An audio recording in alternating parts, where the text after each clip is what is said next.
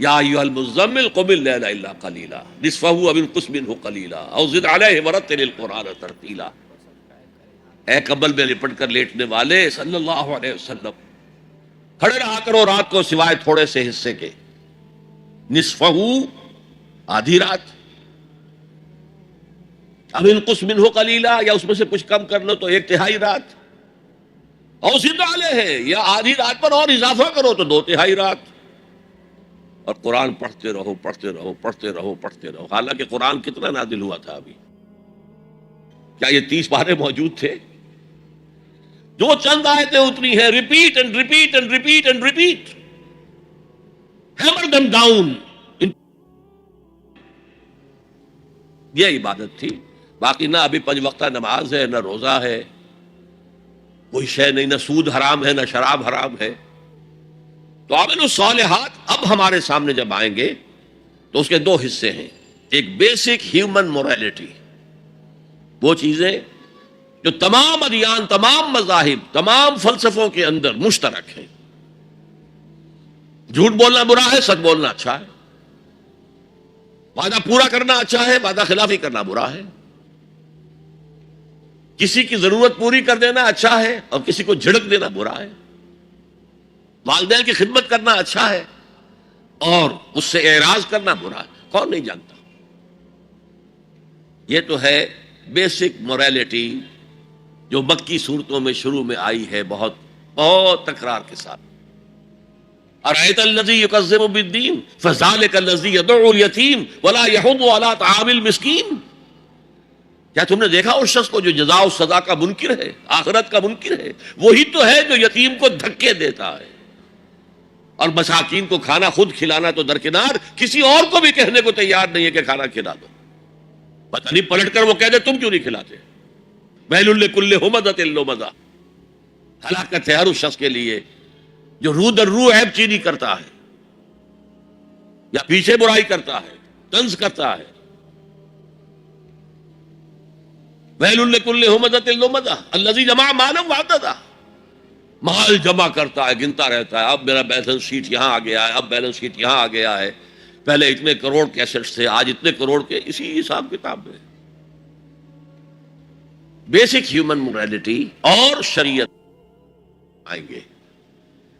اب وہ شریعت پوری ہو چکی محمد رسول اللہ صلی اللہ علیہ وسلم پر، اب ہمیں اس پر عمل کرنا ہے، اور یہ کوئی بوجھ نہیں ہے، یہ ہماری شخصیت کی نشو و نما کے لیے۔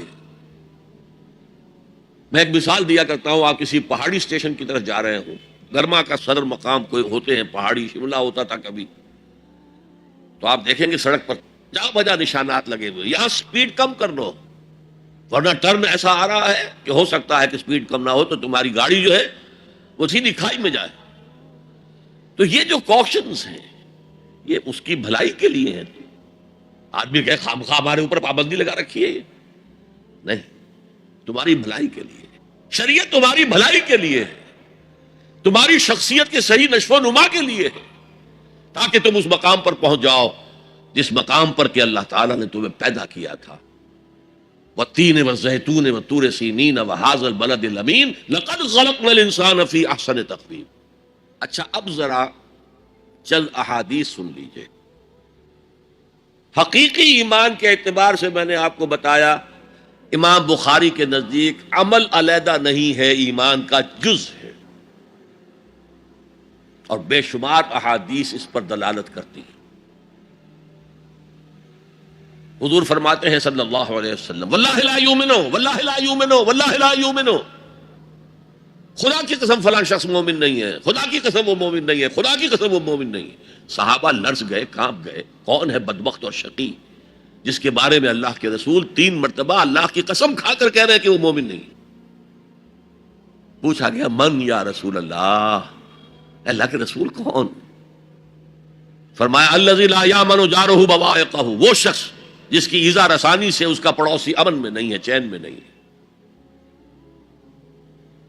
کیسے سیپریٹ کریں گے ایمان کو عمل سے؟ ہے کوئی آری جو کاٹ دے ان کو علیحدہ علیحدہ کر دے؟ لیکن یہ حقیقی ایمان کی بات ہے، قانونی ایمان کی بات نہیں ہے۔ ویسے یہ تو کوئی گناہ کبیرہ بھی نہیں، یہ تو کج خلقی ہے، نہ صرف لیکن اس کے اوپر 3 دفعہ قسم کھائی جا رہی ہے، مومن نہیں ہے، نہیں ہے، نہیں ہے۔ فرمایا لا یزنی الزانی حین یزنی وہو مومن، کوئی زانی حالت ایمان میں زنا نہیں کرتا۔ وہ ایمان 2 کوڑی کا نہیں کہ جو دل میں موجود ہو اور پھر کوئی شخص زنا کرے، تو کیا قیمت ہے اس ایمان کی؟ 2 کوڑی نہیں ہے۔ ولا یسرق السارق حین یسرق وہو مومن، اور نہ ہی کوئی چور جب چوری کرتا ہے تو وہ مومن ہوتا ہے۔ ولا یشرب الخمر حین یشرب وہو مومن، اور نہ کوئی شرابی شراب پیتا ہے تو اس وقت مومن ہوتا ہے، مومن نہیں ہوتا۔ ہاں توبہ کرے تو ایمان واپس آ جائے گا۔ الا الذین تابوا وآمنوا وعملوا الصالحات وعملوا عملا صالحا فاولئک یبدل اللہ سیئات حسنات۔ ہاں جو گناہ کرنے کے بعد توبہ کریں اور ایمان لائیں، تجدید ایمان کریں، اس لیے کہ گناہ کی وجہ سے ایمان زائل ہو گیا تھا۔ ویسے بعض احادیث سے یہ بھی معلوم ہوتا ہے کہ جب وہ گناہ کر رہا ہے اس وقت وہ ایمان دل سے نکل جاتا ہے، لیکن ایک پرندے کے مانند اس کے سر پر چکر لگاتا رہتا ہے۔ جب گناہ سے فارغ ہو جاتا ہے تو ایمان واپس آ جاتا ہے۔ یہ اللہ کا بڑا فضل اور کرم ہے۔ جیسے کہ وہاں کہا گیا تھا کہ ایمان تو نہیں لائے ہو پھر بھی وَإِن تُطِيعُوا اللَّهَ وَرَسُولَهُ لَا يَلِدْكُم مِّنْ أَعْمَالِكُمْ شَيْئًا إِنَّ اللَّهَ غَفُورٌ رَحِيمٌ۔ اگرچہ تم مومن نہیں ہو لیکن اس حالت میں بھی اگر تم اللہ کی اور اس کے رسول کی اطاعت کرتے رہو گے تو اللہ تمہارے اعمال کے اجر و ثواب میں کوئی کمی نہیں کرے گا۔ کیوں؟ اللہ غفور ہے، رحیم ہے۔ یہ اس کی شان غفاری، شان رحیمی کا صدقہ ہے۔ اسی طرح منطق تو یہ چاہتی ہے کہ گناہ کے بعد جب تک توبہ نہ کی جائے ایمان نہ آئے دل میں دوبارہ۔ اور ایک آیت جو میں نے آپ کو سورہ فرقان کی سنائی اس سے بھی یہ متبادر ہوتا ہے، لیکن بعض احادیث سے معلوم ہوتا ہے اور ہمارے ہاں اہل سنت کا عقیدہ یہی ہے کہ جب گناہ سے وہ فارغ ہو جاتا ہے تو ایمان جو ہے پھر دل میں آ جاتا ہے۔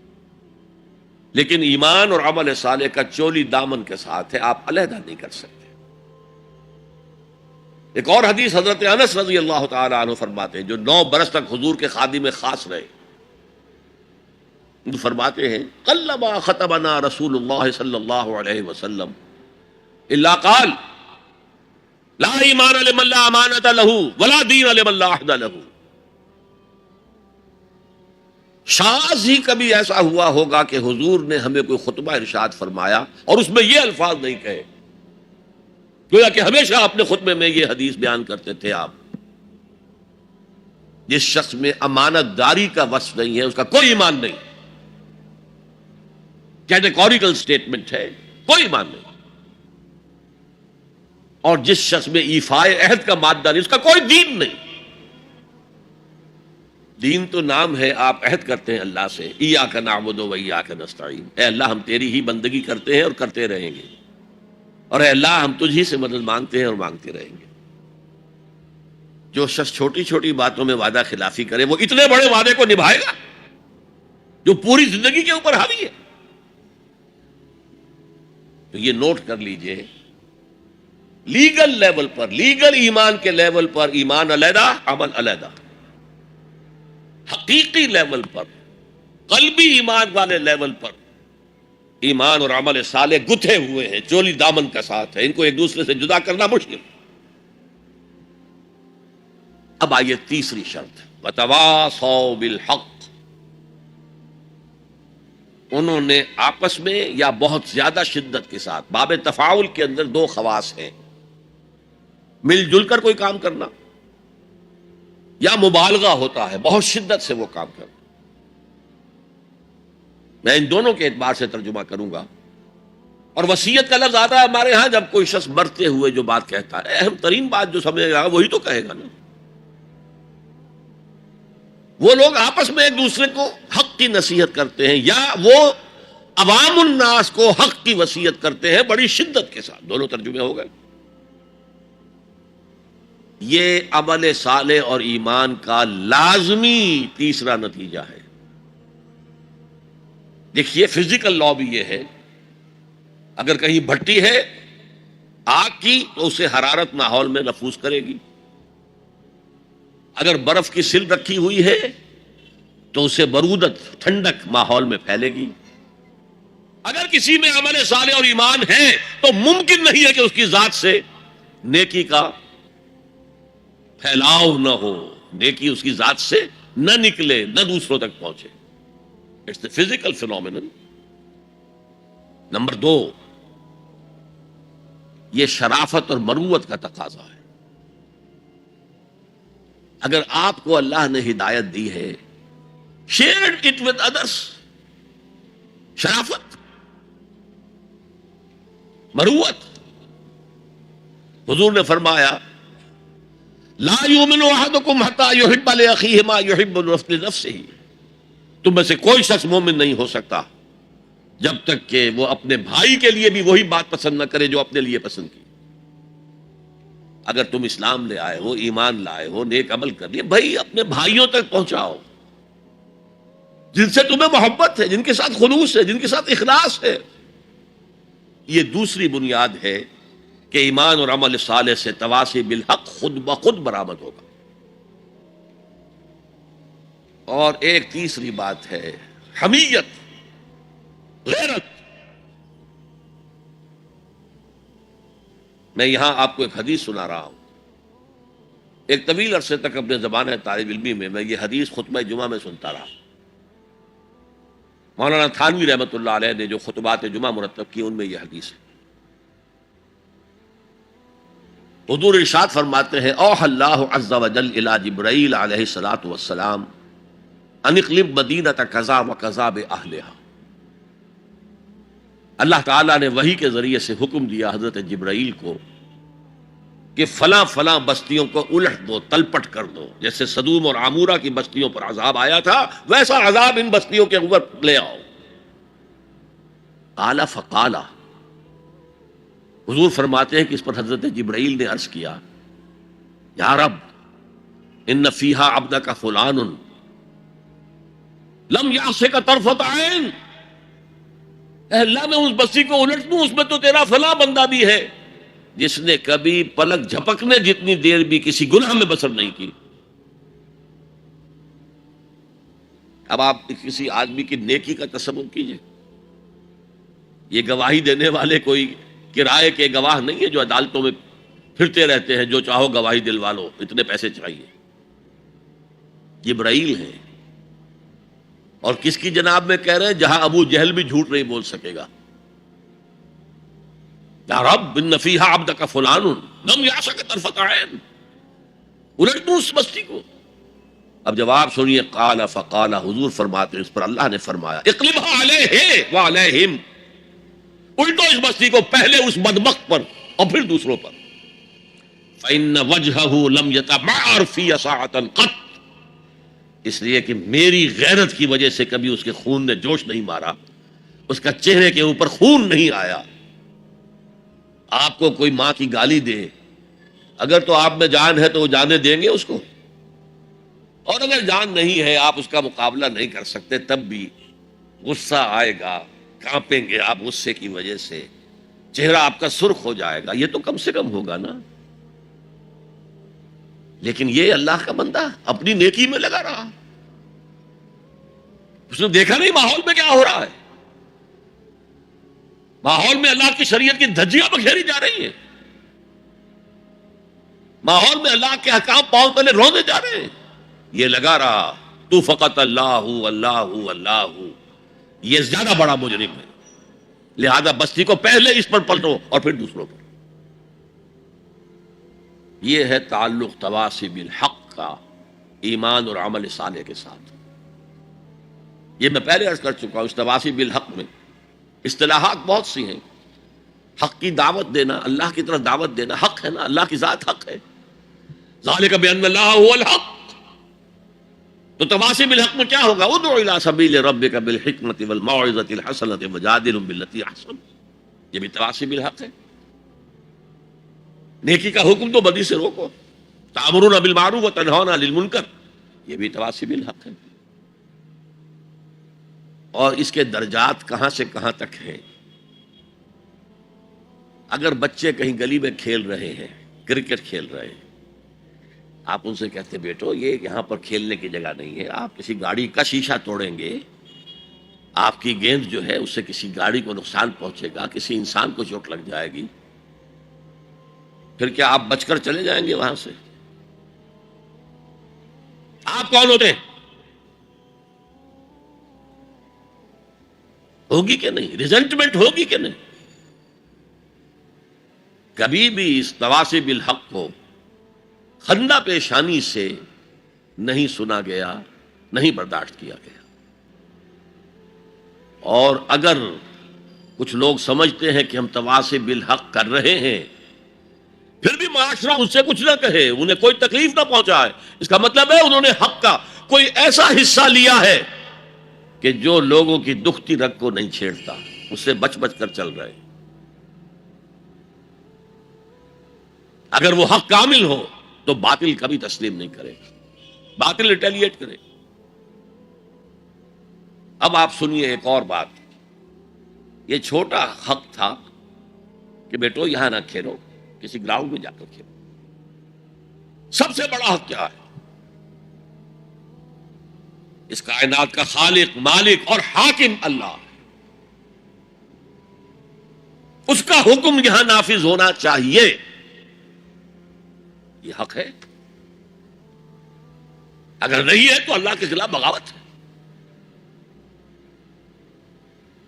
اس کی آپ اگر تلقین کریں گے تو آپ ایگزسٹنگ سسٹم کے باغی قرار پائیں گے. پوری دنیا میں secularism, sovereignty of the people, تم کیا کہہ رہے ہو؟ تمہاری یہ ڈفلی کیا بجا رہی ہے؟ خدا کی ساورنٹی، یہ سب سے بڑا حق ہے. اس حق پر جو بھی ریزنٹمنٹ ہوئی تھی مکے میں، جیسے جیسے ستائے گئے تھے حضور اور آپ کے صحابہ، وہ آپ کے علم میں. اگر تواصب الحق ہو رہا اور ریزنٹمنٹ نہ ہو تو پھر آپ حق کی تعلیم نہیں دے رہے، اس کے کسی ایسے جز کی دے رہے ہیں کہ جس سے کسی کو کوئی نقصان نہ پہنچتا. بس یہ کوئی جینٹل مین ایگریمنٹ ہے آپ کا وقت کے نظام کے ساتھ، ہم تمہیں چھیڑیں گے نہیں، باقی ہمیں واز کہنے دو، کہہ جاؤ. اسی لیے فرمایا من رأى منکم منکرا فلیغیرہ بیدہ، جو شخص تم میں سے کسی منکر کو دیکھے، کسی بدی کو دیکھے، کسی خلاف حق بات کو دیکھے، اس کا فرض ہے کہ اسے طاقت کے ساتھ اپنے ہاتھ سے روکے.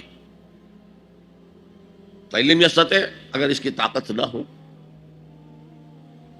فَبِلِسَانِهِ، تو زبان سے تو کہہ دو کہ خدا کے بندے یہ کام نہ کرو، یہ غلط ہے، یہ حرام کام ہے، اللہ کے غضب کو دعوت نہ دو، یہ تو کہہ دو.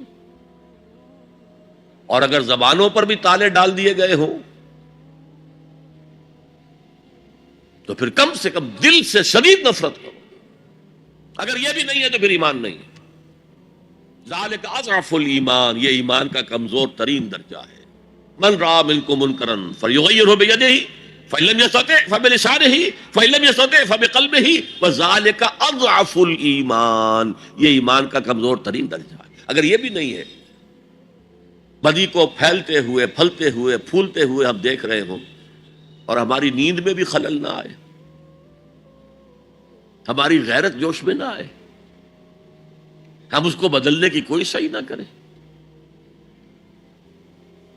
ہمیں اس کا افسوس تک نہ ہو، وائے ناکامی متاع کارواں جاتا رہا، کارواں کے دل سے احساس زیاں جاتا رہا، تو پھر ایمان کا کیا سوال. اسی مضمون کی ایک اور حدیث ہے، یہ حضرت ابو سعید الخدری رضی اللہ تعالیٰ عنہ سے، مسلم شریف کی روایت ہے جو میں نے آپ کو سنائی. اسی مسلم شریف میں عبداللہ ابن مسعود سے روایت ہے. قال نبی صلی اللہ علیہ وسلم ما بعث اللہ من نبی فی قومہ من قبلی الا کان له اصحاب وحواریون یاخذون بامرہ ویقتدون بسنتہ.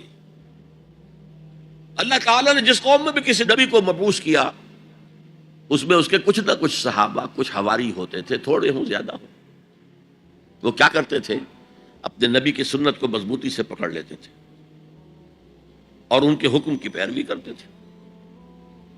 ثم انہا تخلف من بعدہم خلوف، پھر ہمیشہ ایسا ہوتا رہا کہ ان کے بعد ایسے ناخلق پیدا ہو گئے، یقولون ما لا یفعلون ویفعلون ما لا یؤمرون، جو کہتے تھے جو کرتے نہیں تھے، اور کرتے وہ تھے جس کا حکم نہیں دیا گیا،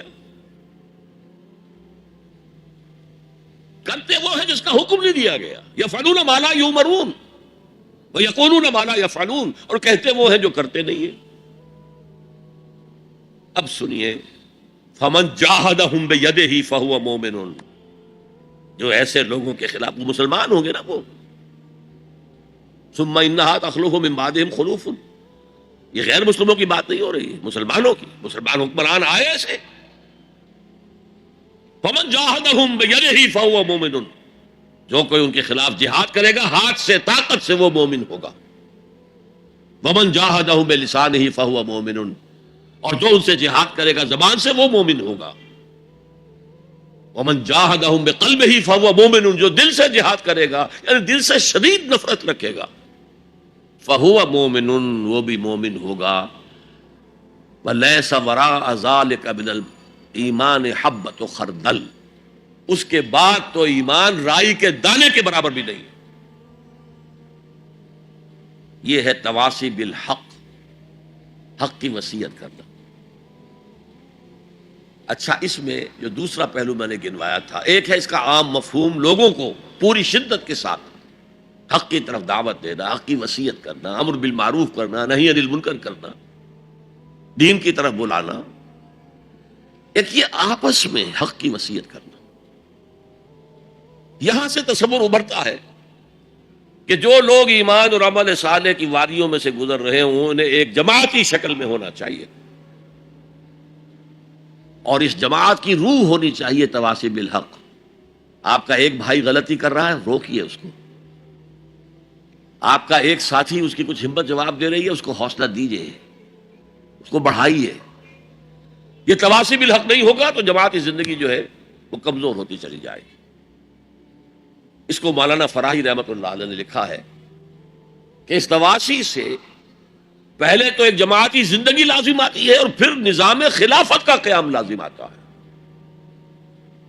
اس لیے کہ ایک کام ہے یہ تواصی بالحق کا جو ہم اپنے معاشرے میں کریں، ایک ہے اس کا کام جو پوری عالمی سطح پر ہو۔ یہ عالمی سطح پر کون کرے گا؟ جب خلافت کا نظام قائم ہوگا تب وہ عالمی سطح پر ہوگا۔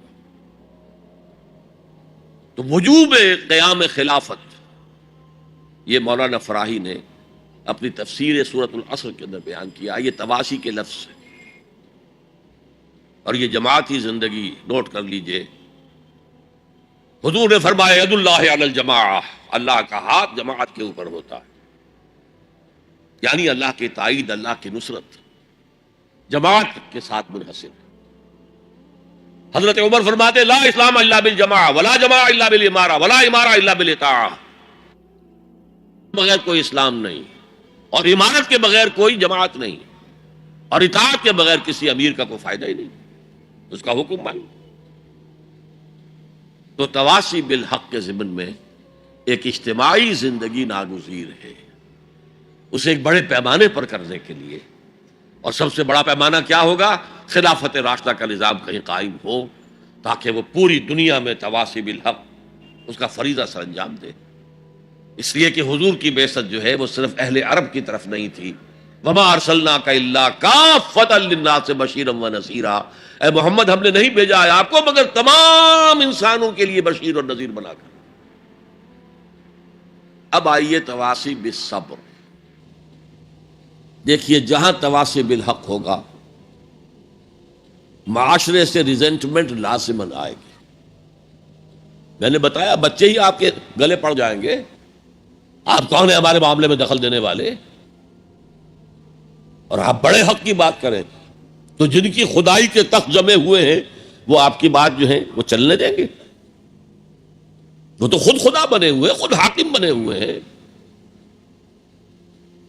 لہذا ریزنٹمنٹ از اے رول، اپوزیشن از اے رول۔ ایک بگڑے ہوئے معاشرے میں اگر اپوزیشن نہیں ہو رہی، ریزنٹمنٹ نہیں ہو رہی، تو پھر تیسری مرتبہ کہہ رہا ہوں، پھر حق کی دعوت نہیں ہے. آپ نے اندر خانے کوئی معاہدہ کیا ہوا ہے اس باطل کے ساتھ، ہم تمہیں نہیں چھیڑیں گے، تمہاری دکھتی رگ پر ہاتھ نہیں رکھیں گے، بس ہم واز کہیں گے، پھر ٹھیک ہے، بلکہ وہ خود آپ کے گلے میں ہار ڈال دیں گے. وَتَوَاصَوْا بِالصَّبْرِ، صبر، یہ صبر جو ہے بہت سے معنی میں آتا ہے. صبر علی الاطاعہ، اطاعت پر صبر کرنا. شدید سردی کا موسم ہے، فجر کا وقت ہے، پانی گرم نہیں ہے، ٹھنڈا ہے، اس ٹھنڈے پانی سے بھی وضو کر کے نماز پڑھنا، یہ صبر علی الطاعہ، اللہ کی اطاعت پر صبر. مئی جون کا مہینہ ہے، روزہ سخت ہے، لمبا ترین ہے، صبر کرنا. وَهُوَ شَهْرُ الصَّبْرِ، حضور نے فرمایا تھا جب شعبان کے آخری روز آپ نے خطبہ دیا تھا، یا ایھا الناس قد اظلکم شہر عظیم، اے لوگوں تم پر ایک بہت عظمتوں والا مہینہ سایہ فگن ہو گیا ہے. اس مہینے کی ایک ڈیفینیشن کیا تھی؟ وَهُوَ شَهْرُ الصَّبْرِ، وہ صبر کا مہینہ. ایک ہے صبر عن المعصیہ، معصیت کے مقابلے میں اپنے آپ کو روکے رکھنا. ٹیمپٹیشن ہے. زلیخا نے کیا نہیں کیا تھا حضرت یوسف کے ساتھ؟ یہ روکنا، تھامنا. قرآن مجید میں بھی الفاظ بڑے عجیب آئے ہیں. وَلَقَدْ ہَمَّتْ بِهِ وَهَمَّ بِهَا لَوْلَا أَن رَأَىٰ بُرْهَانَ رَبِّهِ، وہ عورت تو اس کی طرف بڑھی ہی تھی، وہ بھی بڑھتا اگر وہ اللہ کی کوئی برہان نہ دیکھ لیتا. کیا چیز اللہ نے اس وقت دکھائی ہے؟ جوان آدمی ہے، جوان رانا ہے، ایک عورت بدی کی دعوت دے رہی. روکنا، تھامنا اپنے آپ. اور پھر جب معاملہ آگے بڑھا، رب السجن احب الی مما یدعوننی الیہ، اے اللہ مجھے جیل خانہ زیادہ پسند ہے اس کام سے جس کی طرف یہ عورتیں مجھے بلا رہی ہیں. یہ صبر عن المعصیہ، صبر علی الطاعہ، صبر علی المعصیہ. لیکن ایک صبر وہ ہے جو اللہ کے دین کو قائم کرنے کی جد و جہد میں پرسیکیوشن کے مقابلے میں کرنا پڑتا ہے. جب مکے میں پرسیکیوشن ہو رہی تھی نوجوانوں کی، غلاموں کی، کنیزوں کی، جب صبر کرو، صبر کرو، جھیلو. جب حضرت یاسر رضی اللہ تعالی عنہ اور ان کی اہلیہ حضرت سمیہ رضی اللہ تعالی عنہ اور بیٹا عمار ابن یاسر ٹارچر کر رہا تھا، ابو جہل ان کو ٹارچر کر رہا تھا ہر طرح سے، کبھی جسم کا حصہ جلایا، کبھی کچھ اور کیا. تنگ آ گیا، کسی طریقے سے بھی کوئی کلمہ کفر کہنے کے لیے آمادہ نہیں ہوئی، نہ حضرت سمیہ اور نہ حضرت یاسر. حالانکہ شریعت میں اجازت ہے، جان بچانے کے لیے کلمہ کفر کہا جا سکتا ہے بشرطے کہ ایمان دل میں قائم رہے، برقرار رہے. لیکن عزیمت کیا؟ جان دے دو، کلمہ کفر نہ کہو. حضور پاس سے گزرتے تھے اور چونکہ حکم صحابہ کو یہ تھا، ورنہ میرے اندازے میں اس وقت کم سے کم 40 صحابہ موجود تھے مکے میں، وہ تکہ بوٹی کر دیتے ابو جہل کی. بعد میں جو ہوتا دیکھا جاتا. کیا 70 صحابہ احد میں شہید نہیں ہو گئے؟ تو اس وقت اگر چند صحابہ شہید ہو جاتے تو کون سی بڑی بات. لیکن یہ ہے انقلاب محمدی صلی اللہ علیہ وسلم کا طریقہ کار، جس کی روح سے اس وقت صبر لازم تھا. اللہ اپنے رسول کو حکم دے رہا تھا، فاصبر کما صبر اولو العزم من الرسل. اے نبی، آپ کو یہ کوئی پاگل کہہ رہا ہے، کوئی مجنون کہہ رہا ہے، کوئی شاعر کہہ رہا ہے، کوئی ساحر کہہ رہا ہے، کوئی مسحور کہہ رہا ہے، کوئی جھوٹا کہہ رہا ہے، کوئی کہہ رہا ہے کہ انہوں نے ایک غلام اپنی کسی کوٹھڑی میں بند کر رکھا ہے جو عجمی ہے، جو تورات اور انجیل کا ماہر ہے، وہاں سے ڈکٹیشن لیتے ہیں اور ہم پر آ کر دھونس جماتے ہیں یہ اللہ کی وحی آئی. کیا کیا نہیں کہا جا رہا تھا. اور قرآن خود گواہی دیتا ہے، وَلَقَدْ نَعْلَمُ أَنَّكَ يَضِيقُ صَدْرُكَ بِمَا يَقُولُونَ. اے نبی، ہمیں خوب معلوم ہے کہ جو کچھ یہ آپ کے بارے میں کہہ رہے ہیں اس سے آپ کا سینہ بھیجتا ہے، صدمہ ہوتا ہے، غم ہوتا ہے. یہی تھے جو مجھے الصادق اور الامین کہتے تھے، یہی تو تھے میرے قدموں تلے اپنی نگاہیں بچھاتے تھے. آج یہ مجھے شاعر، ساحر، مسحور، مجنون کیا نہیں کہہ رہے. اللہ فرماتا ہے صبر کرو، وَاصْبِرْ عَلَىٰ مَا يَقُولُونَ وَاهْجُرْهُمْ هَجْرًا جَمِيلًا. صبر کرو جو کچھ کہہ رہے ہیں. وَاصْبِرْ كَمَا صَبَرَ أُولُو الْعَزْمِ مِنَ الرُّسُلِ. صبر کیجئے جیسے ہمارے دوسرے اولو العزم رسولوں نے صبر کیا. کیا حضرت نوح نے 950 برس تک صبر نہیں کیا؟ صبر کیا. وَاصْبِرْ وَمَا صَبْرُكَ إِلَّا بِاللَّهِ، صبر کیجئے، اور آپ کا صبر تو اللہ ہی کے سہارے قائم ہے. یہ حضور کو تلقین ہو رہی، مکے میں یہ تلقین حضور کو ہو رہی ہے، مدینے میں اور مکے میں حضور پھر صحابہ کو تلقین کر رہے ہیں. جب ٹارچر ہو رہا تھا حضرت سمیہ اور حضرت یاسر اور حضرت عمار پر، بات کہتے میں جھجک ہوتی ہے. بیٹے کو، جوان بیٹے کو، عمار کو ایک ستون سے باندھ دیا گیا، ان کے سامنے ان کی ماں کو برہنہ کیا. حضور پاس سے گزر رہے ہیں اور کیا کہہ رہے ہیں؟ اصبروا یا آل یاسر فإن موعدکم الجنہ. اے یاسر کے گھر والوں صبر کرو، تمہارے وعدے کی جگہ جنت ہے، جنت میں تمہارے استقبال کی تیاریاں ہو رہی ہیں، صبر کرو. اور انہوں نے صبر کیا. حضرت سمیہ کے سامنے ابو جہل نے ایک چھوٹا سا بت کوئی پیش کیا، ایک دفعہ کہہ دو کہ ہاں اس میں بھی کچھ ہے، اسے بھی کچھ اختیار ہے، میں چھوڑ دوں گا تجھے. انہوں نے تھوک دیا اس بت کے اوپر، اور غصے میں آ کر اس نے برچھا جو ہے، برہنہ تو کیا ہوا تھا، ان کے شرمگاہ کے اندر مارا ہے جو پورے جسم سے آر پار ہو گیا. یہ تھا صبر. اسبرو. پھر مدنی دور میں آ کر ایک دوسرا صبر شروع ہو گیا. اب جنگوں کا دور آیا، ہتھیلی پر جان رکھو اور باہر آ جاؤ. وَلَا تَقُولُوا لِمَن يُقْتَلُ فِي سَبِيلِ اللَّهِ أَمْوَاتٌ بَلْ أَحْيَاءٌ وَلَٰكِن لَّا تَشْعُرُونَ يَا أَيُّهَا الَّذِينَ آمَنُوا اسْتَعِينُوا بِالصَّبْرِ وَالصَّلَاةِ. اے اہل ایمان، مدد حاصل کرو صبر سے اور نماز سے. ان اللہ مع الصابرین، یقیناً اللہ صابروں کے ساتھ ہے، صبر کرنے والوں کے ساتھ ہے. وَلَا تَقُولُوا لِمَن يُقْتَلُ فِي سَبِيلِ اللَّهِ أَمْوَاتٌ، کبھی نہ کہنا اس کو جو اللہ کی راہ میں قتل ہو جائے کہ وہ مردہ ہے. بَلْ أَحْيَاءٌ وَلَٰكِن لَّا تَشْعُرُونَ، وہ زندہ ہیں لیکن تمہیں اس کا شعور نہیں ہے. وَلَنَبْلُوَنَّكُمْ، اور ہم تمہیں لازماً آزمائیں گے، بِشَيْءٍ مِّنَ الْخَوْفِ وَالْجُوعِ وَنَقْصٍ مِّنَ الْأَمْوَالِ وَالْأَنفُسِ وَالثَّمَرَاتِ. خوف سے آزمائیں گے، بھوک سے آزمائیں گے، فاقے آئیں گے، اور جان اور مال اور ثمرات کا ضیاع ہوگا، نقصان ہوگا. وَبَشِّرِ الصَّابِرِينَ الَّذِينَ إِذَا أَصَابَتْهُم مُّصِيبَةٌ قَالُوا إِنَّا لِلَّهِ وَإِنَّا إِلَيْهِ رَاجِعُونَ. اے نبی بشارت دے دیجئے صبر کرنے والوں کو. صبر کرنے والے کون؟ جب ان پر کوئی مصیبت آئے، کوئی تکلیف آئے، کوئی آزمائش آئے تو وہ کہیں ہم اللہ ہی کے ہیں، اللہ ہی کی طرف ہمیں لوٹ جانا ہے. یہ ہے وہ صبر کہ جو علی الابتلاء، امتحان پر صبر ہو رہا ہے. تو 3 صبر میں نے آپ کو بتائے. صبر علی الطاعہ، اطاعت پر صبر. صبر عن المعصیہ، معصیت سے روکنا. صبر کے معنی اپنے آپ کو تھامنا، روکنا. اسی کے معنی میں لفظ استقاموا جو میں نے آپ کو بتایا تھا، ان الذین قالوا ربنا اللہ ثم استقاموا، جمے رہے. جان جا سکتی ہے لیکن اس کلمہ ایمان سے ہم پیچھے نہیں ہٹ سکتے. اور پھر جو بھی آزمائشیں آئیں برداشت کرو، جھیلو، اور آپس میں ایک دوسرے کو صبر کی وصیت اور نصیحت کرتے رہو. ہو سکتا ہے کسی کی ہمت جواب دے رہی ہو، اس کا حوصلہ بڑھاؤ، اس کے سامنے مثال پیش کرو خود صبر کر کے. خربوزے کو دیکھ کر خربوزہ رنگ پکڑتا ہے. جماعت زندگی کی یہ برکات ہوتی ہے. کونوا مع الصادقین، صادق لوگوں کے ساتھ رہو، جڑے رہو، تاکہ تمہارے اندر اگر کبھی کوئی کمزوری کا پہلو آئے تو اللہ تعالیٰ اس جماعتی زندگی کی برکت کے طفیل سے تمہیں اثر نو کمر ہمت کسنے کی توفیق عطا فرمائے. یہ ہے اس سورہ مبارکہ کا ذرا گہرائی میں اتر کے تجزیہ. اب یہ نوٹ کر لیجئے کہ یہ 4 چیزیں 4 پلرز کے مانند ہیں: ایمان، عمل صالح، تواصی بالحق، تواصی بالصبر.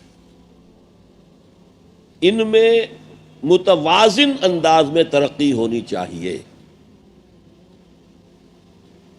میں نے مثال دے دی، ایک شخص انتہائی نیک، انتہائی نیک، انتہائی نیک، لم یعصک طرفۃ عین، اے اللہ اس شخص نے تو پلک جھپکنے جتنی دیر بھی معصیت میں بسر نہیں کی.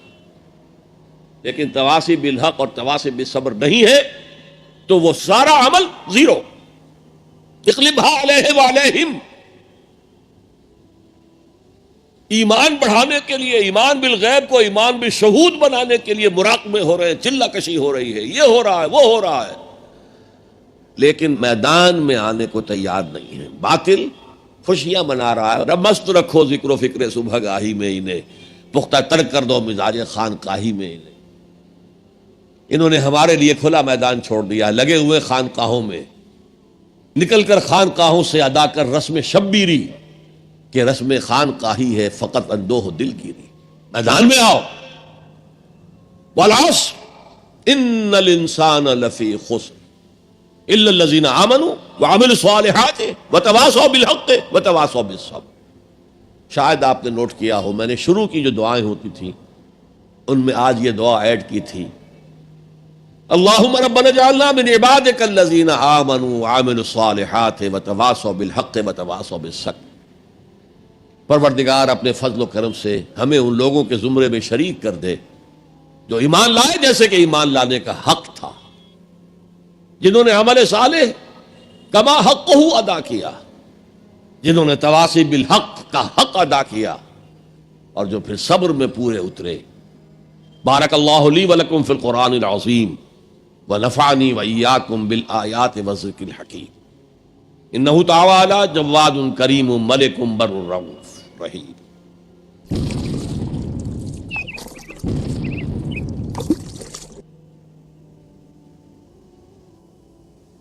جزاک اللہ ڈاکٹر صاحب. نجات کی راہ پر ایک پرمغز تقریر ہم نے آپ سے سنی. پہلا سوال ایک یوسف علی ساون صاحب ہیں جو کہتے ہیں، محترم جناب ڈاکٹر صاحب السلام علیکم، میرا سوال یہ ہے کہ آدم علیہ السلام سے لے کر حضور صلی اللہ علیہ وسلم تک سب نے توحید اور عمل صالح کی تعلیم دی، اور ہمارے نبی پر نبوت بھی ختم ہو گئی. اب میرا یہ سوال ہے کہ دنیا میں جتنی قومیں آباد تھیں اور ہیں اور قیامت تک رہے گی، ان تمام قوموں کی راہ نجات دین اسلام ہے یا کوئی اور دین ہے؟ برائے کرم وضاحت کیجیے. میرے نزدیک تو اس میں کسی شک و شبے کی گنجائش نہیں ہے کہ پوری نوع انسانی کے لیے راہ نجات یہی ہے جو سورۃ العصر میں بیان ہوئی. یہ لازمی ہے اور تمام انسانوں کے لیے لازمی ہے. البتہ وہ لوگ جن تک کہ قرآن کی اور حضور کی دعوت پہنچی ہی نہ ہو، ان کے بارے میں اللہ تعالیٰ صرف توحید پر محاسبہ کرے گا، اس لیے کہ توحید فطرت کے اندر ہے. رسالت کا پیغام پہنچا ہی نہیں، شریعت پہنچائی نہیں گئی، تو محاسبہ کیسے ہوگا؟ یہ معاملہ ذہن میں رکھیں. باقی راہ نجات اس کے سوا اور کوئی نہیں. ایک اور سوال ہے جو کسی غیر مسلم بھائی کا ہے، پروین جادھو. وہ ہم سے سوال کر رہے ہیں کہ I am a non Muslim, what is the way of my نجات and how can I declare of my ایمان؟ Very easy. I told you in the beginning that to become a Muslim you have only to testify. I testify that there is no God except Allah. And I testify that Muhammad is his messenger and prophet. You become a Muslim. And then you try to go deeper and deeper and deeper into Iman so that it becomes a conviction with you, conviction about the existence of God, conviction about the Baas Ba'd al-Maut, resurrection, conviction about the hereafter, conviction about the institution of prophethood, conviction that the prophethood came to an end on Muhammad sallallahu alaihi wasallam and reached its climax in his personality, etc., etc. So this will add and go on deepening your faith or your iman or your conviction.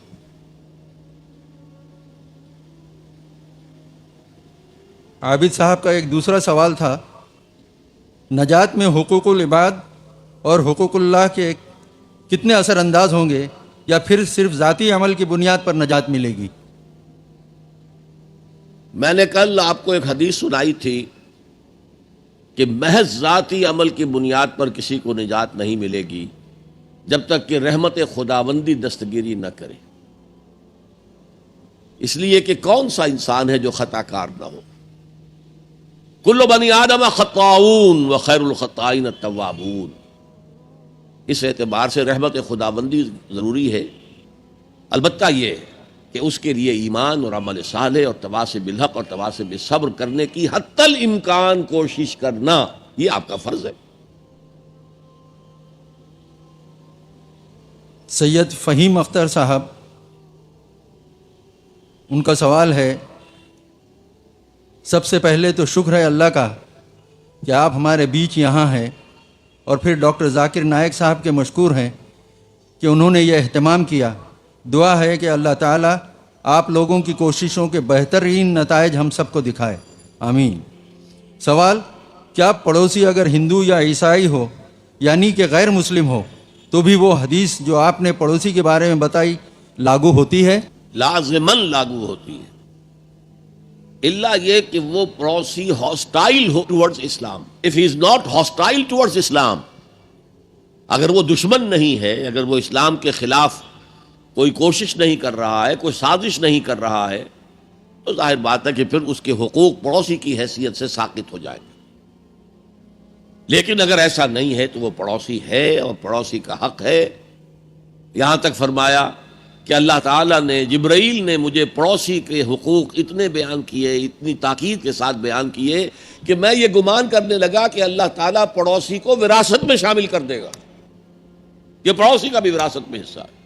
یہ حدیث نبوی ہے صلی اللہ علیہ وسلم۔ تو پڑوسی کا حق اپنی جگہ ہے۔ شیخ ناصر پیشے سے میکینیکل انجینئر ہیں، آپ کا سوال ہے کہ آج دور حاضر میں مسلمان طرح طرح کی پریشانیوں سے دوچار ہیں، اس کی کیا وجہ ہے اور اس موجودہ پستی کا کیا علاج ہے؟ میں مختصر ترین الفاظ میں آپ سے یہ عرض کروں گا کہ اس وقت ہم اللہ کے عذاب کے شکنجے میں ہیں۔ کیوں؟ جس قوم کے پاس اللہ کی کتاب ہو اور اللہ کی شریعت ہو اور وہ اللہ کے رسول کے امتی ہونے کے مدعی ہوں، وہ قوم زمین پر اللہ کی ریپرزنٹیٹو ہو جاتی ہے۔ اب اگر وہ قوم اپنے عمل سے مس ریپرزنٹ کرے تو وہ کافروں سے بدتر ہے، غیر مسلموں سے بدتر ہے، پھر ان کو عذاب ملتا ہے۔ آج ہماری ذلت اور رسوائی، ہم سے پہلے بھی ایک امت تھی اور بڑی چہیتی اور لاڈلی امت تھی، ذرا اندازہ تو کیجئے، بنی اسرائیل صحرا میں سفر کر رہے ہیں تو ابر کا سائبان ساتھ ساتھ چل رہا ہے، دھوپ نہ ستائے، کھانے پینے کی ضرورت پیش آئی ہے تو من و سلوہ نازل کر دیا ہے، پانی کے لیے ایک ضرب لگی ہے عصا کی اور 12 چشمے، تاکہ 12 کے 12 قبیلے اپنا اپنا چشمہ معین کر لیں۔ تو یہ ساری جو جن کے اوپر نعمتیں ہوئی ہیں انہی کے بارے میں فرمایا گیا جب انہوں نے بے عملی اختیار کی، بد عملی اختیار کی، شریعت کو پس پش ڈال دیا، اللہ کی کتاب کو پس پش ڈال دیا۔ نبذ فریق من الذین اوتوا الکتاب کتاب اللہ وراء ظہورہم، تو پھر اللہ نے فرمایا ضربت علیہم الذلۃ والمسکنۃ وباؤوا بغضب من اللہ، ان پر ذلت، کمزوری اور مسکنت، کم ہمتی مسلط کر دی گئی، اللہ کے عذاب کے اندر گر گئے۔ اسیرینز آئے، ان کا مقابلہ نہیں کر سکے، انہوں نے سلطنت اسرائیل کو تہو بالا کر کے ختم کر دیا۔ نبوکڈنیزر آئے، اس کا مقابلہ نہیں کر سکے، اس نے لاکھوں کو قتل کیا، لاکھوں کو وہ کیپٹیو بنا کر بیبیلونیا لے گیا، اور حضرت سلیمان کے بنائے ہوئی مسجد کو، جسے وہ ٹیمپل کہتے ہیں، ٹیمپل آف سولومن، اسے گرا کر زمین کے برابر کر دیا، 2 اینٹیں سلامت نہ رہی، یروشلم میں ایک انسان نہ رہا، کوئی متنفس نہ رہا۔ یہ عذاب کیوں آئے تھے؟ پھر ایک وقفہ آیا، اس لیے کہ پھر حضرت عزیر علیہ السلام کی دعوت سے لوگوں میں عمومی ایک توبہ کی تحریک برپا ہو گئی، لوٹو اللہ کے دین کی طرف، لوٹو شریعت کی طرف، تو اللہ کی رحمت بھی پھر متوجہ ہو گئی، مکاری سلطنت قائم ہوئی جو اپنے رقبے کے اعتبار سے حضرت سلیمان کی سلطنت سے بھی بڑھ کر تھی، لیکن پھر دوبارہ ان کے اوپر وہی دنیا پرستی، شہوت پرستی یہ ساری گندگیاں جب آ گئیں، مشرکانہ توہمات آ گئے، غیر مسلموں سے خلا بلا، اس کی وجہ سے ان کے اندر وہ ساری رسمیں ریتیں شروع ہو گئیں، پھر عذاب آیا۔ پہلے یونانیوں کے ہاتھوں رگڑا گیا ان کو، سکندر کے ہاتھوں، سیلیوکس کے ہاتھوں، اور پھر رومنز کے ہاتھوں رگڑا گیا، یہاں تک کہ سن 70 عیسوی میں ٹائٹس رومی نے، چونکہ انہوں نے بغاوت کی تھی ان کے خلاف، رومنز کے خلاف، تو حملہ کر کے 1,33,000 یہودیوں کو ایک دن میں قتل کیا۔ اور جو دوسرا ٹیمپل انہوں نے بنا لیا تھا، سیکنڈ ٹیمپل جس کو وہ کہتے ہیں، اس مکابی دور میں وہ حضرت سلیمان کا بنایا ہوا وہ معبد جو ہے وہ دوبارہ بن گیا۔ سن 70 عیسوی میں اسے پھر گرا دیا گیا، آج تک گرا پڑا ہے۔ 1934 برس سے ان کا خانہ کعبہ گرا ہوا ہے۔ یہ اللہ کا قانون ہے۔ جو امت کتاب اللہ اور شریعت خداوندی کی حامل ہو کر اور طرز عمل اس کا مختلف اور برعکس ہوگا، وہ کافروں سے بدتر ہے اللہ کی نگاہ میں۔ اب علاج ایک ہی ہے، ہم کہیں کسی جگہ دنیا میں کسی سائزیبل ملک میں پورا اسلامی نظام، پوری اسلامی سیاست، پوری اسلامی معیشت، پورا اسلامی معاشرہ، پورا اسلامی قانون نافذ کر کے دنیا کو دکھائیں۔ And we should be able to invite the humanity at large. Come and see with your eyes. This is Islam. یہاں کی برکتیں دیکھو، یہاں ہر شخص کی بنیادی ضروریات ریاست کے ذمے ہیں۔ یہ جو سوشل سیکیورٹی کا کام آج ہو رہا ہے، اسکینڈینیوین کنٹریز کے سوشل سیکیورٹی کا نظام جو ہے دنیا میں کہاں سمجھا جاتا ہے، ٹاپ پر ہے۔ پھر انگلستان میں ہے ان امپلائمنٹ الاؤنس، امریکہ کے اندر بھی ہے، لیکن یہ کہ سب سے پہلا سوشل سیکیورٹی کا نظام خلافت راشدہ میں ہوا ہے، جہاں ہر شخص کی جو بھی بنیادی ضروریات ہیں اس کی کفالت ریاست کے ذمے تھی۔ میں نے جو حال یہاں دیکھا ہے پاکستان میں کبھی نہیں دیکھا، جس طرح کی چھوٹے چھوٹے سے 4 فٹ 6 فٹ 7 فٹ کی ایک لکڑی کی بنی ہوئی کوٹڑی کے اندر پورا خاندان آباد ہے، اور جبکہ اونچے اونچے محل موجود ہے سامنے۔ یہ عجیب ملک ہے، ڈیموکریسی میں بہت اونچا، لیکن سوشل سیکیورٹی کا کوئی نظام سرے سے نہیں، سرے سے نہیں۔ ہمارے ہاں پاکستان میں بھی وہ کوئی اسلامی نظام ہے، جو زکوٰۃ ہے وہ پورا، اور بیت المال کا نظام قائم نہیں ہے جیسے کہ ہونا چاہے، پھر بھی کچھ نہ کچھ زکوٰۃ کا نظام جو قائم کر گئے تھے ضیاء الحق صاحب، اسے کچھ نہ کچھ غریبوں کی مدد ہوتی ہے۔ تو بہرحال جب تک ہم دنیا کے سامنے اسلام کی نمائندگی نہیں کریں گے، صحیح اسلام کی اور کامل اسلام کی، اس وقت تک ہمارے حالات میں کوئی بہتری نہیں آ سکتی۔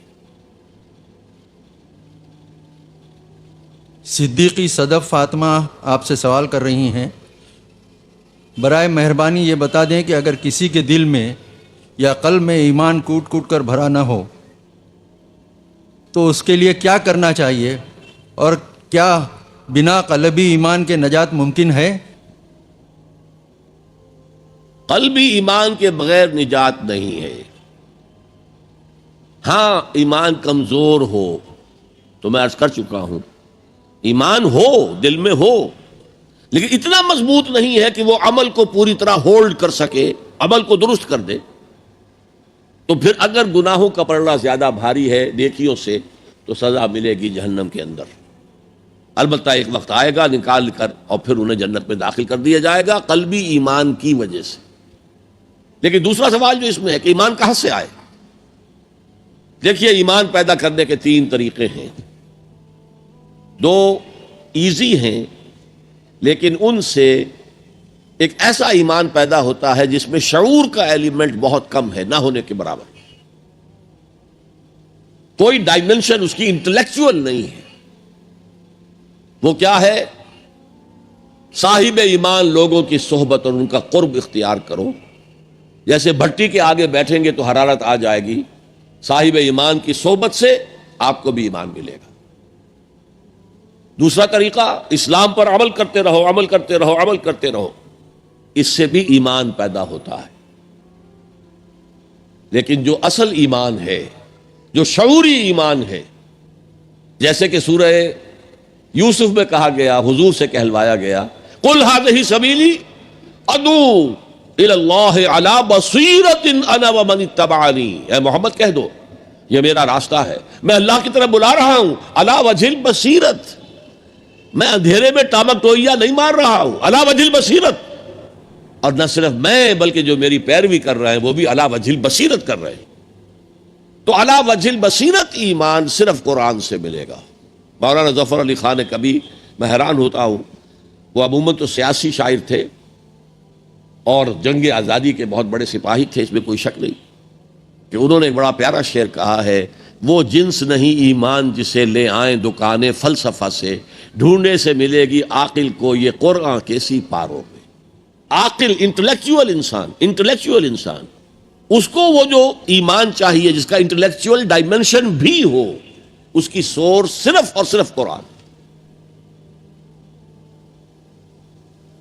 ایک عبد الواحد صاحب ہیں، ان کا سوال ہے کہ دنیا میں خصوصاً اور ہندوستان میں کئی کروڑ ایسے افراد ہیں جو پیدا ہوتے ہیں، جیتے ہیں اور مر جاتے ہیں بغیر یہ جانے کہ نجات کی راہ کیا ہے یا ان کا رب کون ہے۔ ایسے لوگوں کا کیا معاملہ ہوگا؟ دیکھیے، قرآن مجید میں ایک بہت بڑی خوشخبری کئی بار آئی ہے، لا یکلف اللہ نفسا الا وسعہا، اللہ تعالیٰ ذمہ دار نہیں ٹھہرائے گا کسی بھی انسان کو مگر اس کی وسعت کے مطابق۔ اگر اس تک علم پہنچا ہی نہیں، دعوت پہنچی ہی نہیں، تو میں محتاط ترین الفاظ میں کہوں گا اللہ ان کے ساتھ نرمی کرے گا، وہ اللہ تعالیٰ کے عفو کے مستحق ہوں گے۔ البتہ اگر کسی کو دعوت پہنچا دی گئی، پڑھا لکھا انسان ہے، قرآن بھی پڑھ لیا اس نے، اور پھر بھی وہ ایمان نہیں لایا، تو وہ کافر ہے، اس کے لیے پھر آخرت میں عذاب ہے۔ انہی صاحب کا دوسرا سوال ہے، اسلام کی دعوت ایک اہم فریضہ ہے لیکن اس سے غفلت پائی جاتی ہے، ایسے میں مایوسی بھی ہوتی ہے اور کبھی اپنی بے بسی پر افسوس بھی۔ آج جس تیزی سے بے دینی پھیل رہی ہے اس میں ہماری بساط کچھ بھی نظر نہیں آتی، ایسے میں ہم کیسے کوشش کریں، سروائیو کریں؟ اصل میں اس احساس کے پیچھے ایک مغالطہ ہے، انسان اپنی صلاحیتوں اور قوتوں سے ناواقف ہے۔ ایک ایک فرد کے اندر اللہ نے بہت طاقت رکھی ہوئی، یہ دوسری بات ہے کہ ہم نے وہ ساری ڈائیورٹ کی ہے دنیا کی طرف۔ آخر دنیا میں انسان کامیاب ہے تو کیسے؟ محنت سے ہے نا، وہی محنت دین کے لیے کی جائے گی تو نتائج نکلیں گے۔ البتہ ایک امکان ہے، کسی قوم کی اللہ تعالی ہلاکت کا فیصلہ کر چکا ہو، وہ اتنے دور جا چکے ہوں، ان کے دل اتنے سخت ہو چکے ہوں کہ ان کے اوپر کوئی شے اثر انداز نہ ہو، تو داعی جو ہے، دعوت دینے والا، وہ چاہے سر پٹکتا رہے گا، کوئی نتیجہ نہیں نکلے گا، جیسے کہ حضرت نوح علیہ السلام کے معاملے میں ہے۔ لیکن پھر بھی مجھے اور آپ کو اپنا فرض ادا کرنے کے لیے، اپنی نجات کے لیے یہ کام کرنا ہے۔ کوئی نتیجہ نکلے نہ نکلے اس سے مجھے کوئی بحث نہیں، نتیجہ تو اللہ کے ہاتھ میں ہے، میرے ہاتھ میں نہیں ہے۔ لیکن اس فرض کو، اس ایمان کا حصول، ایمان حقیقی کا حصول، عمل صالح، تواصی بالحق، تواصی بالصبر، اس کو ادا کرنا یہ میری ذمہ داری ہے۔ اگر میں نہیں کرتا ہوں تو میں پکڑا جاؤں گا قیامت کے دن۔ آپ کو معلوم ہے قرآن میں 2 دفعہ کہا گیا ہے، یوم یفر المرء من اخیہ وامہ وابیہ وصاحبتہ وبنیہ، جس دن بھاگے گا انسان اپنے بھائی سے بھی، اور اپنی ماں سے بھی، اور اپنے باپ سے بھی، اور اپنی بیوی سے بھی، اور اپنی اولاد سے بھی۔ کیوں؟ نفسی نفسی نفسی نفسی نفسی نفسی، مجھے بچا لیا جائے، مجھے بچا لیا جائے، میری اولاد کو جھونک دو، میرے ماں باپ کو جھونک دو، میری بیوی کو جھونک دو، بیوی کہے گی میرے شوہر کو جھونک دو، مجھے بچا۔ یہی نفسی نفسی دنیا میں رہے آپ کی، مجھے اپنے آپ کو بچانا ہے سب سے پہلے، اور پھر مجھے اپنے سب سے پہلے آل اولاد کو بچانا ہے۔ یا ایھا الذین آمنوا قوا انفسکم واہلیکم نارا، اے ایمان والو بچاؤ اپنے آپ کو اور اپنے اہل و عیال کو آگ سے۔ یہ کام جو ہے آپ کریں اور سمجھ لیں، نہ بیٹا کام آئے گا، نہ جورو کام آئے گی، نہ باپ کام آئے گا، نہ ماں کام آئے گی۔ تمہارا اپنا عمل، اگر تم اس راستے پر چلے، اپنی ہمت کے مطابق چلتے رہے، تو اللہ تعالیٰ کے عفو و درگزر کے مستحق ہوگے، اور وہی اصل کامیابی ہے۔ ذالک هو الفوز العظیم، اصل بڑی کامیابی وہی ہے. ایک اختر السلطان اصلاحی صاحب ہیں جو پیشے سے مدرس ہیں، وہ پوچھ رہے ہیں ٹو فائٹ باطل in these days Gandhi ji's policy is more correct. Does this mean that God forbade our Prophet sallallahu alaihi wasallam did not provide any guidance for the present circumstances? Gandhi ji کا اپنا کہنا یہ ہے کہ میں نے نان وائلنس حضرت مسیح اور حضرت محمد سے سیکھا. تو گائیڈنس تو تھی. مکے کے اندر کیا تھا؟ آج بھی میں نے بتایا.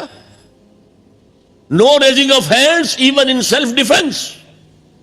Late them kill you. No harm. You will get shahada. You will be martyrs. لیکن پورے 13 سال یا 12 سال مکے کا آرڈر آف دی ڈے یہ تھا: no retaliation whatsoever, no raising of hands even in self defence. ورنہ جو میں نے آپ کو خباب بن الارض کا واقعہ سنایا ہے، جس آدمی کو یہ پتا چل گیا مجھے تو یہ انگاروں پر بھون دیں گے، اسے اجازت ہو تو 2-4 کو مار کر مرے گا کہ نہیں؟ بلی کو بھی اگر کہیں گھیر لیں آپ کسی کونے میں اور اسے پتا چلے کوئی راستہ نہیں، وہ آپ پر جھپٹے گی. کیا جان ہے اس کی بیچاری کی، لیکن وہ آپ کی آنکھوں پر آ کر حملہ کرے گی. لہذا ڈیسپریٹ آدمی جنہیں پتا ہے کہ میرے ساتھ یہ ہو رہا ہے، اگر اجازت ہوتی تو 2-4 کو مار کر تو مرتا نا، لیکن نہیں، اجازت نہیں تھی. حضرت عیسیٰ کا نان وائلنس. حضرت عیسیٰ کے زمانے میں جو ایک زیلوٹس کی تحریک چل رہی تھی، وہ چاہتے تھے کہ عیسیٰ ان کا ساتھ دیں تاکہ رومنز کو یہاں سے نکال دیا جائے. حضرت عیسیٰ نے ان کا ساتھ نہیں دیا. وہ وائلنٹ جو ہے ایک موومنٹ چلانا چاہتے تھے. حضرت عیسیٰ نے پہلے ایمان اور عمل صالح کی دعوت کو رکھا. پہلے اپنے ایمان کی خبر لو. تم جو شریعت کے پیروکار ہو، تمہاری حیثیت ان قبروں کی سی ہے جن کے اوپر تو سفیدی پھیر دی گئی ہے، اندر گلی سڑی ہڈیوں کے سوا کچھ نہیں ہے.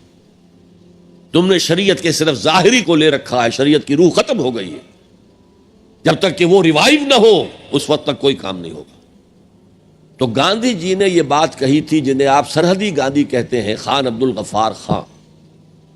اور خان عبد الغفار خان نے یہ بات بتائی. ہمارے ہاں ایک سینئر صحافی تھے میم شین، محمد شفیع، اور انہوں نے مجھے بتائی. میں نے پوری روایت جو ہے اس کا سلسلہ بھی آپ کے سامنے بیان کر دیا.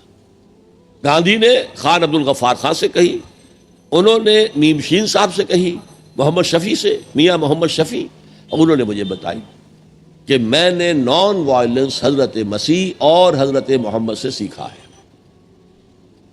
فہیم ارشد انصاری، آپ کا سوال ہے اس وقت دنیا میں مسلمانوں کا امیر کون ہے؟ کس کے ہاتھ میں خلافت ہے؟ اس وقت نہ کوئی خلافت ہے، نہ مسلمانوں کا کوئی امیر ہے. انتشار کا دور ہے. 50-60 السلام علیکم ورحمۃ اللہ وبرکاتہ. اسی طرح کی انفارمیٹیو ویڈیوز دیکھنے کے لیے ہمارے اس اسلامک چینل ڈیپتھ آف اسلام کو سبسکرائب کریں. آپ کا شکریہ.